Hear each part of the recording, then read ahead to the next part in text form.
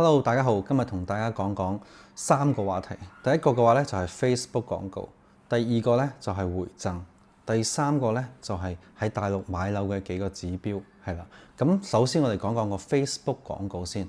好啦，咁其實 Facebook 廣告咧好多朋友係唔陌生嘅，我哋香港嘅朋友，咁大家都會睇 Facebook 啦，都會碌到好多廣告，非常之吸引嘅，精美嘅圖片啦，同埋靚女嘅視頻啦，等等咁樣嘅。可能一棟別墅咧講緊話，10分鐘可以翻到關口，然之後咧總價幾十萬到100萬不等都有嘅，真係非常之吸引。俾我都覺得非常之吸引，咁就忍唔住撳一撳入去啦咁樣，然之後就聯絡到個經紀啦。咁重點嚟啦，咁聯絡個經紀之後咧，咁你問乜嘢咧？經紀都話係㗎，就係呢個價錢㗎啦，冇錯㗎啦。咁關於呢個 Facebook 廣告同埋回贈咧，咁我同大家講一個真實嘅案例。咁呢個咧，呢種咁嘅案例咧太多啦，真係太多啦，講唔晒。可能大家都會有親身經歷過嘅。咁嘅話咧，就係我曾經嘅一個舊業主啦，香港嘅舊業主啦，佢嘅朋友、佢同事想買樓，跟住就轉介咗俾我。咁然之後咧就加咗 WhatsApp 啦，加咗 WeChat 嘅。跟住我都已經同佢會介紹咗周邊啊，珠海邊個區或者係中山邊個區有啲咩好，有啲咩唔好，同埋呢個樓盤嘅優劣點咧，全部都同佢分析咗清清楚楚㗎啦。咁嘅話咧，佢就中意睇海景樓嘅。咁就十字門啊，或者我哋唐家片區咧，都會同佢介紹到嘅。咁嗰日咧，佢就 send 咗個圖片同埋一段文字俾我，就係珠海唐家嘅格力海岸6期。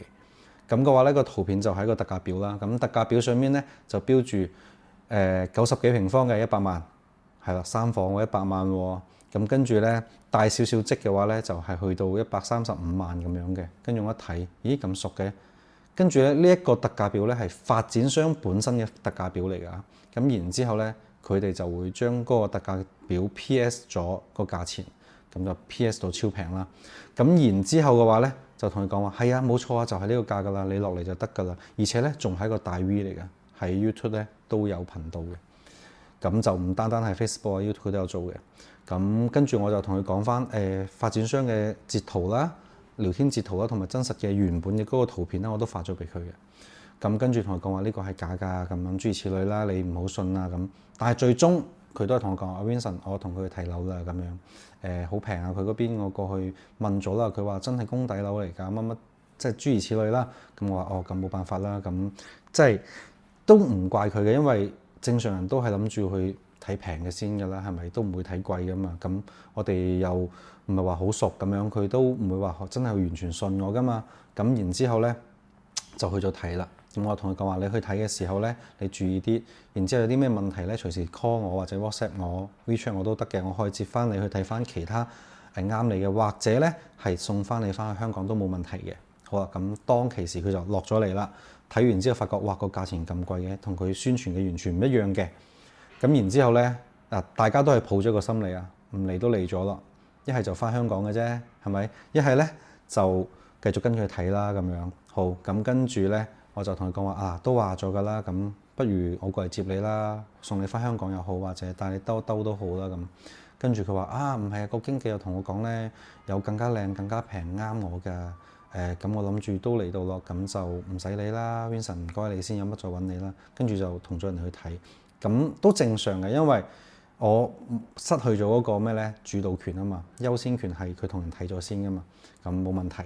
好，咁去咗睇啦，跟住我了解到咧係睇三鄉啦，跟住仲有板湖啦、中山呀，跟住最後睇到神灣，係啊，冇錯係神灣。咁佢就睇咗個樓盤叫做南城香山小鎮。非常之平啊！嗰個位置，咁神灣鎮區即係差極都起碼鎮區啦，咁我都唔講佢啦。相信好多朋友都知道神灣係一個咩地方。咁然之後去到南城香山小鎮咧，佢睇完之後，佢同我講話，個 view 好中意啊！跟住銷售同佢畫大餅，發展商同佢畫大餅，將來呢度會發展乜乜乜乜，將會好誇張，好好啊！咁有遊艇碼頭啊，乜乜啦，咁樣諸如此類。咁我都同佢介紹過一輪呢個樓盤嘅唔好嘅地方啦。咁其實真係叫外賣都叫唔到啊，叫滴滴都叫唔到啊。咁然之後因為個價錢好平，咁佢最終佢都話：哎呀，俾人哋洗咗腦啊，覺得我都係要買呢度啦。咁樣諗住當日拍取嘅，咁我就呵佢先啦。然之後佢記得揾我啦，佢問翻我嘅個價錢係點樣。咁當然呢個價錢係同埋發展商佢哋另外一個經紀俾到佢一模一樣嘅個價錢。咁然之後價錢肯定係唔會有啲咩出入㗎啦。好 OK， 跟住就到回贈啦。OK， 咁我哋講第二 part 回贈啊，大家注意聽。咁嘅話咧，正常嘅回贈咧，嗰度嘅佣金大概係7萬蚊左右。咁我就話咁我都要賺啲啦。咁我哋後期有好多服務啊，咁樣呢個肯定有嘅。然之後嘅話咧，再包埋我哋有稅費㗎嘛，國內咁 OK 冇問題。我就報咗話60%啦，俾60% commission，即係回翻俾你啦。咁剩翻我哋攞40%咁樣啦，仲含稅喎。咁然之後咧，佢就同我講話唔得喎，嗰個經紀俾到我嘅係回16萬喎。跟住我諗16萬，總佣金先得7萬都冇，佢回16萬俾你，點回俾你嘅？我都係諗唔明。咁但係當時我一轉，我知啦，有警棍。咁但係都抱住一種咩咧？抱住一種咁我都要做生意㗎。咁我介紹完啦，你都仲係要買係咪先？咁我當然你都同我買好過同人哋買啦，係咪？咁都要揾食㗎。咁然之後我同佢講完，其實個 commission 係幾多啊？諸如此類。咁最後面佢都係唔聽嘅，佢都係唔聽㗎。佢都係決定我就揾佢買回16萬。OK， 好。咁跟住我知道冇得救啦。咁我都冇辦法啦，該講都講完啦。到最後佢要買我都話同我買都冇問題。咁起碼最緊要有個保障先啦。佢冇辦法，佢選擇咗話16萬嘅嗰個。好啊，咁呢件事就過咗去啦。咁呢件事係發生喺4個月前嘅。咁我再對翻上少少咧，就上個禮拜，咁就禮拜2左右約我，佢同我講 Vincent 有啲嘢嚟幫手。跟住我舊客都揾我，都話Vincent 幫下佢。咁然之後我話咩事？跟住佢話對方話回佣咧，應承咗我咧，依家咁多個月過咗去啦，都冇回翻俾我。跟住我話我冇打擊佢啊。我話咁你俾我睇下你嗰份回贈協議啦。咁跟住佢 send 咗俾我睇，係冇公司蓋印㗎，即係冇嗰間經紀公司嘅蓋印啦。即係個章之餘咧，就可能係個經紀人簽嘅名。咁嗰個經紀人簽嘅嗰個名咧，對應翻係佢嘅名嚟嘅。呢個就冇假嘅，但係咧冇按手指模，即係冇按嗰個手指模喺個名中間。咁然之後我一睇，仲有佢嗰份格式咧係好多漏洞嘅嗰個回贈協議啦。咁然之後我就話你要我介紹律師俾你，其實我可以介紹俾你嘅，但係我話你其實一係你就攞呢張嘢去佢公司去嘈咯，或者係點樣咯。因為你揾律師，你嘥咗個諮詢費，哪怕律師話我幫你打啦，其實都係打唔贏，因為我問個人係冇法律效應嘅，亦都冇保障嘅。咁跟住之後我就同佢講話，你試下去揾佢哋咯咁樣。咁其實對於回佣呢一 part 咧，咁你話呢個市場多唔多咧？其實個市場已經好下行㗎啦。咁揾食都艱難嘅，咁好多公司都會有話會回佣呢一方面啦。咁真正要做回佣嘅話咧，我建議大家幾樣嘢。第一，一定要上到對方嘅公司度現場簽。因為你起碼你知道間公司喺邊，好多人買咗樓係完全唔知道個經紀公司喺邊嘅，係啦。咁呢個其一，其二嘅話咧就係一定要加蓋公司嘅公章，即係成交嘅嗰間公司嘅公章，一定要冚落去。第三就注意啲條款，係啦，支付嘅期啊係幾多咁。如果唔支付，咁跟住點樣？呢啲保障性嘅一定要有嘅。咁然之後嘅話咧，到第3樣咧就係一定係公司嘅法人或者係公司嘅管理層簽名，簽完名之後咧，要用手印，即係呢個第2個手指按個手印落去佢嘅名中間，係啦，咁樣咧先至可以保障到你呢一份協議先至真正係有效嘅。咁所以嘅話咧，回贈呢方面咧，大家一定要注意一個回贈協議啦，同埋一定要去對方公司簽嘅。再者，回贈嘅話咧，其實真正係冇可能回到咩10萬20萬，因為好多人 send 呢啲出嚟嘅，包括佢話寫到明㗎，買200萬嘅樓回20萬，買100萬嘅樓回10萬。我相信好多朋友都有聽過，亦都有睇過嘅。咁信唔信咧，就大家自己明啦。咁本身都冇咁多嘅佣金，佢哋點可以回到咁高咧？就係本身就諗住唔回俾你啊嘛，呃咗你先買咗先啊嘛。其實嗱，呢個回贈呢一 part 咧已經過咗啦。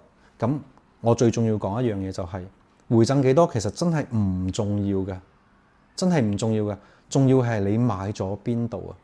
咁當時佢買嗰度嘅時候，我都講咗啦，你20-30年都唔一定會有呢個發展嘅，即係起碼我講嘅呢個情況咧係真實有效嘅，真係嘅，因為佢成個鎮區先得2萬幾人口，而且啲後生係出晒去做嘢㗎啦，去晒啲發達嘅地區做嘢，剩翻啲老人家同埋小朋友喺度，咁佢可以有啲咩發展咧？佢冇人流啊嘛，係咪？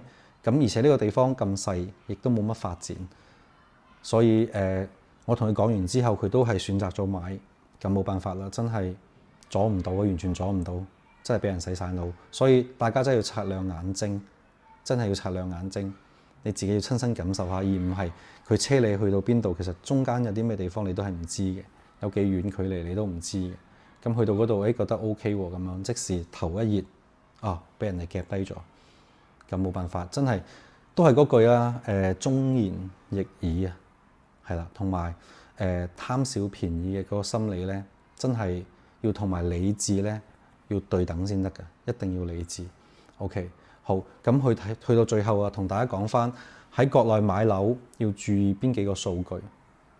咁其一嘅話咧，你就係第一啦，你去到呢個地區，你首先你要知道市場喺邊，超市喺邊，商場最近嘅喺邊度，跟住佢周邊嘅居住環境、人口有幾多。呢個係好重要嘅，你自己可以親身經歷過嘅，唔係佢車到你嗰度就喺樓盤啦，就唔出行唔得嘅，係咪？咁你就起碼了解到呢一部分先。咁第二咧，呢個數據都好重要，就係你打開我哋公司即係貝殼找房嘅 APP， 你睇一睇佢同一個樓盤出租緊嘅嗰個出租價錢係幾多，跟住再對比翻佢嘅樓價，你就可以知道呢個區究竟值唔值得你去買。即係值唔值得去諗啊，冇話去買。然之後要睇真實嘅數據。如果大家睇唔到，可以同我講，我可以睇翻我內部系統，睇翻最近呢一個月成交咗幾多嘅租戶，嗰個戶型係租緊幾多錢，係啦。呢啲真實數據先有用嘅，因為佢哋掛牌可以掛好高噶嘛。OK， 咁第二個數據咧就係呢一個區域，即係呢一個樓盤佢賣緊嘅二手價錢係幾多？佢賣緊嘅二手價錢係幾多？掛牌價同埋佢真實成交價幾多？如果大家查唔到真實成交價，亦都可以揾我，都可以睇翻個內部系統。佢近3個月嘅真實成交價係幾多？係啦，每一平方幾多錢？呢個一定要知道。如果佢真實成交價同埋你嘅新樓嘅樓價相差係1500到3000蚊呢個範圍咧，你就可以諗一諗，我係揀二手定係揀一手？但係相信好多朋友係會揀一手，因為全新未入住啊嘛。咁佢二手肯定會有個差價啦，但係呢個差價唔大嘅前提下咧，大家係可以考慮嘅，係啦。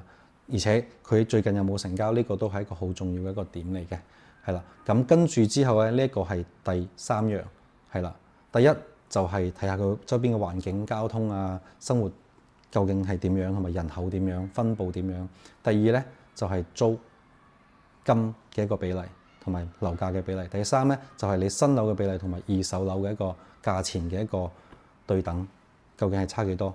咁呢個咧係好重要㗎。咁所以嘅話咧，大家一定要擦亮眼睛。Facebook 廣告嘅話咧，真係慎而慎之咁樣去考慮清楚，究竟啱唔啱？因為好多嘅朋友咧，就係俾佢哋嘅廣告呃咗落嚟之後，然之後帶去睇其他公寓又好啊，點樣都好啊，跟住現場就被夾低咗落嚟，然後真係後悔都冇用。再者，回贈本身就冇諗住回避你嘅佢哋，所以都係得場空，係咪？咁重點真係嘅，一定要買啱自己嘅樓，同埋要對清楚好多嘅數據，先至再考慮，做足功課。咁我相信 Facebook 嘅客戶群體咧，同我哋 YouTube 嘅群體係唔一樣㗎。咁我亦都相信大家，如果 YouTube 關注樓盤嘅話咧，一定會做足晒功課，跟住再去揾一個信得過嘅經紀帶你哋去睇嘅。OK，咁今期就到呢度，再見。